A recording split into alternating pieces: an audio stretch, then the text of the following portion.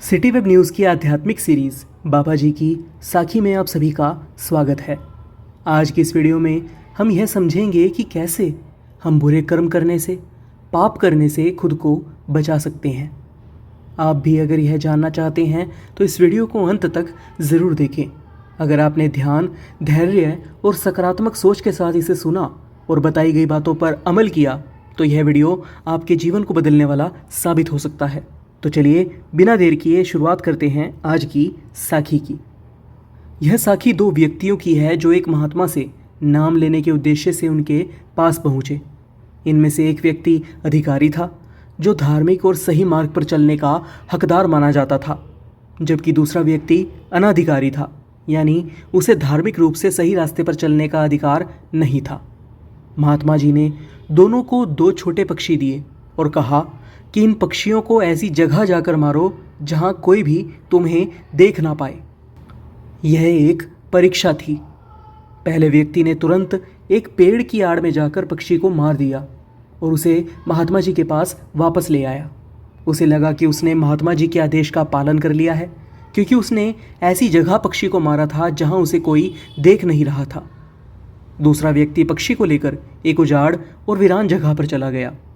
वह वहाँ जाकर सोचने लगा कि जब मैं इस पक्षी को मारूंगा तो यह मुझे देखेगा और मैं इसे देखूंगा। इसके अलावा परमात्मा भी हमें देख रहा है। अगर ऐसा है तो ऐसी कोई भी जगह नहीं हो सकती जहाँ कोई भी ना हो, क्योंकि परमात्मा तो हर जगह हाजिर नाजिर है। उसने बहुत विचार किया, लेकिन उसे ऐसी कोई भी जगह नहीं मिली जहाँ पर उसे कोई देख ना रहा हो, क्योंकि परमात्मा हर जगह देखता है। अंततः उसने पक्षी को मारने के बजाय महात्मा जी के पास वापस ले जाने का निर्णय लिया। वह महात्मा जी के पास आया और बोला कि हे महात्मन, मुझे कोई ऐसी जगह नहीं मिली जहाँ कोई भी ना हो, क्योंकि मालिक हर जगह मौजूद है। महात्मा जी ने उसकी बात सुनी और कहा कि तुम ही मेरे शिष्य बनने के योग्य हो, क्योंकि तुमने यह समझा कि परमात्मा हर जगह उपस्थित है। मैं तुम्हें नाम दूंगा।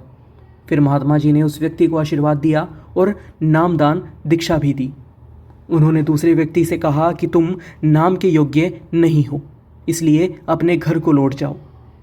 इसके बाद महात्मा जी ने उस पहले व्यक्ति द्वारा मारे गए पक्षी को देखा और उन्होंने अपनी कमाई से उस मरे हुए पक्षी को फिर से जीवित कर दिया, क्योंकि महात्मा पुरुष कभी किसी के साथ भी अन्याय नहीं होने देते। इस तरह उन्होंने यह सिद्ध किया कि सच्चे महात्मा के पास न्याय और दया का अद्वितीय बल होता है, जो कभी भी किसी के साथ अनुचित व्यवहार नहीं होने देता। आज की यह साखी हमें यह सिखाती है कि यदि हम हर क्षण परमात्मा को हर जगह मौजूद मानकर चलेंगे तो हमारे मन में कभी भी पाप या बुरे कर्म करने का विचार नहीं आएगा।